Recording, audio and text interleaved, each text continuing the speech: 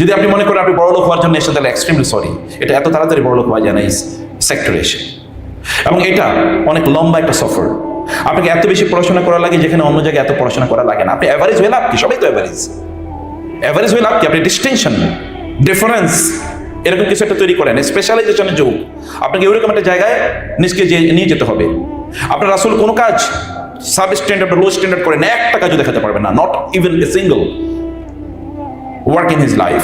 এমনকি রাতের নামাজ, কুমিল লাইলা ইল্লা কালিলা নিসফাহু আও ইনকুস মিনহু কালিলা ওয়ালা লা তুহাররিক বিহি লিসানাকা লিতা'জালা বিহি ইন্না আলাইনা জামআহু ওয়া কুরআনা। তাই না? প্রত্যেকটা জায়গা দেখেন তো তিনি কি করেছেন। তিনি যখন কোরআন তেলাওয়াত করতেন, মুখস্থ করতেন, তখন তিনি দ্রুত পড়ার চেষ্টা করতেন। আল্লাহ বলেন এত চেষ্টা করার দরকার নাই, আমার কাজ হচ্ছে আপনার অন্তরে কোরআনকে গ্রথিত একেবারে করে দেয়া। আপনাদের চেষ্টা করতে হবে না। তিনি যখন নামাজে দাঁড়াতেন রাতের বেলা, দিনের নামাজের কথা বলছি না, রাতের বেলা যখন তিনি নামাজে দাঁড়াতেন, মাঝে মাঝে তার পা ফলে যেত, পা ফেটে যেত, পায়ের পাতা এবং গোয়ালি ফেটে যেত। আয়েশা রাদিয়াল্লাহু তাআলা ওইখানে মলম লাগিয়ে দিতেন, তেল লাগিয়ে দিতেন এবং কাঁদতেন, ইয়া রাসূলুল্লাহ আপনার এত ইবাদত করা লাগে? আপনার আল্লাহ সব গুনাহ মাফ করে দিয়েছেন, আপনার এত ইবাদত করা লাগে? রাসূল তখন বলতেন, যিনি আমার গুনাহ মাফ করে দিয়েছেন তার জন্য তো আমার কৃতজ্ঞতা বাড়বে। একটা কাজ আপনি দেখেন যেটা ইমপারফেক্ট, আই চ্যালেঞ্জ, আপনি গোটা জীবন ব্যয় করেন, একটা দেখাবেন যেটা sub standard, low, below are average দেখাতে পারবেন না, এভারেজও কোনো কাজ দেখাতে পারবেন না। তাইলে আপনি তার ফলোয়ার হয়ে আপনি কিভাবে অ্যাভারেজ? আপনাকে তার চেয়ে অনেক এক্সেপশনাল আপনাকে হতে হবে। আর সেই স্ট্রেংথ, স্টামিনা, ইন্টেলিজেন্স, সে ক্যাপাবিলিটি আল্লাহ তাআলা আপনাকে দিয়েছেন। আর সেই ক্যাপাবিলিটি আপনি নষ্ট করার কোনো অধিকার নাই। এটা আমানত। এটা কি?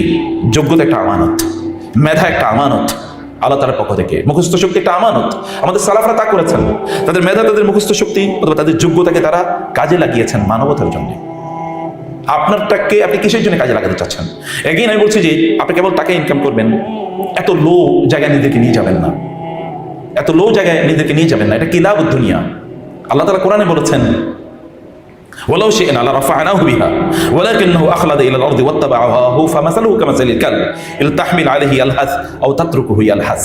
একদল লোকের কাজ হচ্ছে, আমি সরি উদাহরণ আল্লাহ দিয়েছেন এই কারণে আমি দিচ্ছি।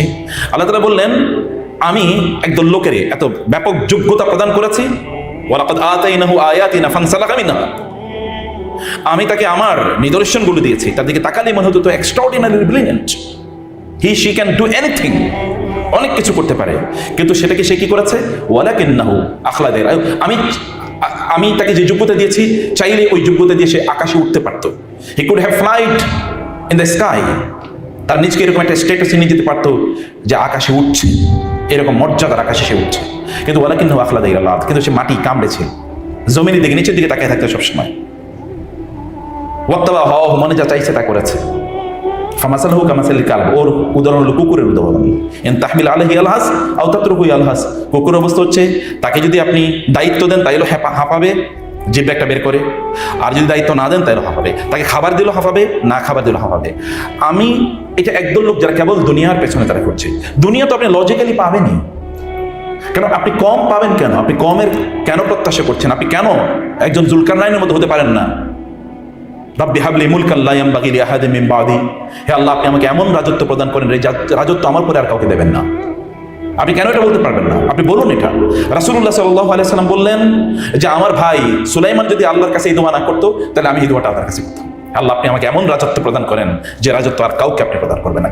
অ্যাম্বিশনের লেভেলটাকে দেখেন। কিন্তু আমরা একটা টক্সিক অ্যাম্বিশনের মধ্যে বসবাস করছি। টক্সিক মানে কি? টাকা ইনকাম করা। আপনি যখন টাকা ইনকাম আপনার ফোকাস হয়ে যাবে, তখন তো আপনি টাকাতে করবেন, তখন আর এথিক্স কাজে লাগবে না, তখন আর মোরালিটি কাজে লাগবে না, তখন এথিক্যাল মেডিকেল প্র্যাকটিস এটা দিকে আপনি তাকাবেন। আমি সেকুলার এথিক্যাল মেডিকেল প্র্যাকটিসের কথা বলছি না। সেকুলার এথিক্যাল মার্কসিস এটা এথিক্যাল যেই প্র্যাকটিসগুলো অথবা সেকুলার এথিক্যাল স্ট্যান্ডার্ডগুলো, এগুলো অধিকাংশই ইসলাম রিজেক্ট করে দিয়েছে, ডিনাই করে দিয়েছে। আপনারা তো মেডিকেল এথিক্স পড়তেছেন বই, যদি এটা শরিয়া ম্যান্ডেটেড মেডিকেল এথিক্স না হতে এরকম কাজে লাগবে না। তখন আপনি টাকার জন্য কি করবেন? কোন একটা নারী তিনি আসবেন যে আমার গর্বে একটা সন্তান আছে, রেখে আমি করতে চাই, কি বলে ডিসচার্জ করতে চাই, তাকে আমি এখান থেকে বের করে দিতে চাই। আপনি বলেন ঠিক আছে, কোনো সমস্যা নেই, কারণ আপনি তাদের 30-40 হাজার টাকা পাবেন। তো আপনি মনে করছেন আমি পাবো, ও উদ্ধার হলো, আমি উদ্ধার হলাম, ভালো। কিন্তু আপনি যখন আসবেন, যখন ইসলামিক মেডিকেল এথিক্সের ইস্যু আসবেন, তখন নো, ইট ইজ ইম্পসিবল, এটা ভাবিত হতেই পারে না, অসম্ভব। আপনি জানেন, তাইলে আপনাকে কি করতে হবে? আপনাকে জানতে হবে, জ্ঞান আপনাকে অর্জন করতে হবে, আপনাকে ভালো করে বুঝতে হবে, আপনার স্ট্যান্ডার্ডটা বাড়াতে হবে। আপনাকে স্ট্যান্ডার্ড বাড়ানোর জন্য আপনাকে ভালো মানুষ মানে রাসূলের অনুসারী হলে আপনি লো স্ট্যান্ডার্ড থাকতেই পারবেন না। আপনাকে তখন হাই স্ট্যান্ডার্ডে আপনাকে যেতে হবে। তখন এই টক্সিক অ্যাম্বিশন আপনি থাকবেন না, আপনি হলি অ্যাম্বিশনে তখন চলে যাবেন, যে অ্যাম্বিশন আপনাকে মানুষের পর্যায় থেকে ফেরেশতাদের চেয়ে উন্নত করে দেবে। কারণ আপনি তো ফেরেশতাদের চেয়ে উত্তম, আপনি তো ওই বংশের লোক, আপনার রক্তে তো সেই আপনার বংশে তো মানে আপনার এইতে ভ্যাসেলে তো সেই রক্ত প্রবাহিত, তাই না? সে রক্ত কার কার সে রক্ত বলেন তো? হ্যাঁ, আদম আলাইহিস সালামের রক্ত নাই আপনার শরীরে? আদম আলাইহিস সালাম কি করেছিল ফেরেশতারা? আল্লাহ তাআলা বলেছেন যে উসজুদু লি আদম, তোমরা সিজদা করো আদমকে। ফাসাজাদু ইল্লা ইবলিস, ইবলিস ছাড়া সবাই সিজদা করলো। ইবলিস আদমকে সিজদা না করার কারণে সে কি মালউন হয়ে গেছে।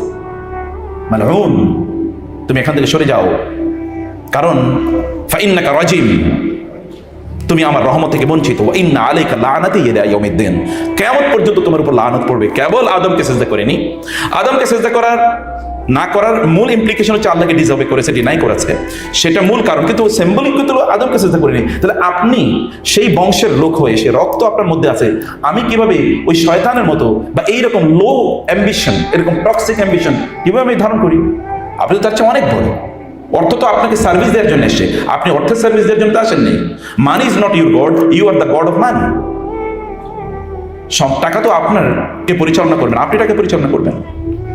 তার পেছনে আপনি কেন করবেন? ও তো আপনার পেছনে করবে।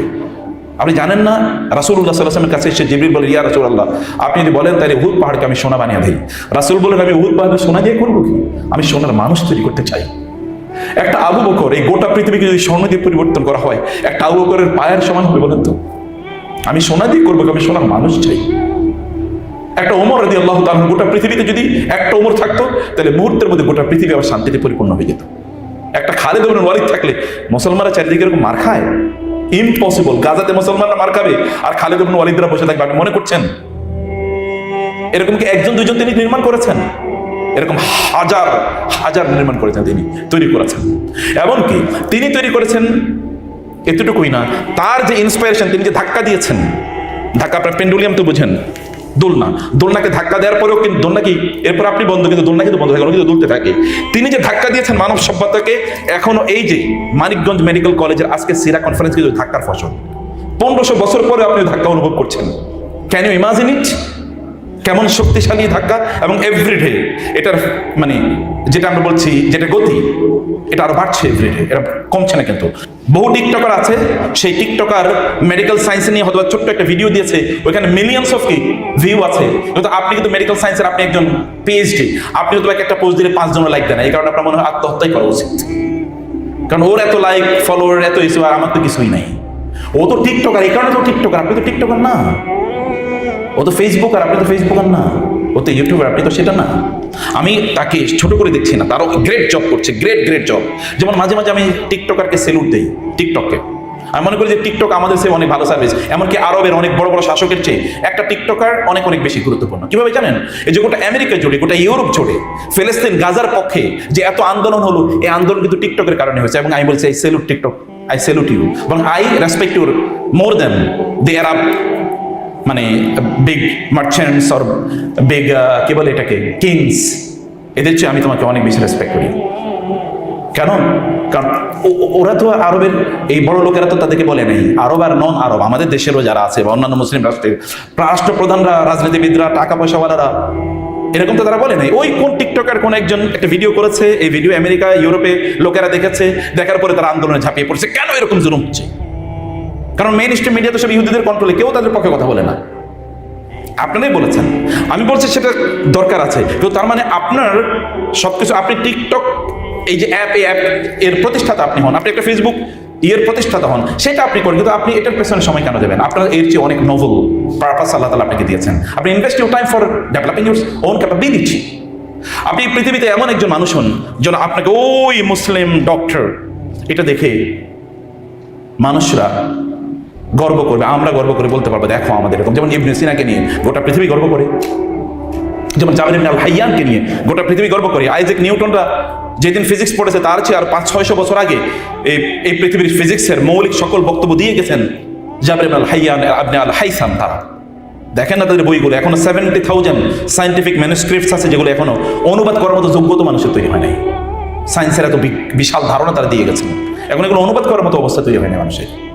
তো এমন একটা জায়গায় আপনার নিজকে, আপনি তো সেই লিগাসি মেনটেন করছেন, সেই লেগাসিটা আপনি নিয়ে যান, সময়টাকে ব্যাপকভাবে কাজে লাগান, প্রত্যেকটা সেকেন্ড ধরে ধরে কাজে লাগান। আমি কেউই করছি, আপনার গতকাল এবং আজকের সমান যদি আপনার নলেজের পরিধি যদি গতকাল এবং আজকের সমান হয়, তাহলে আপনি মাগবুন, আপনি লুজার।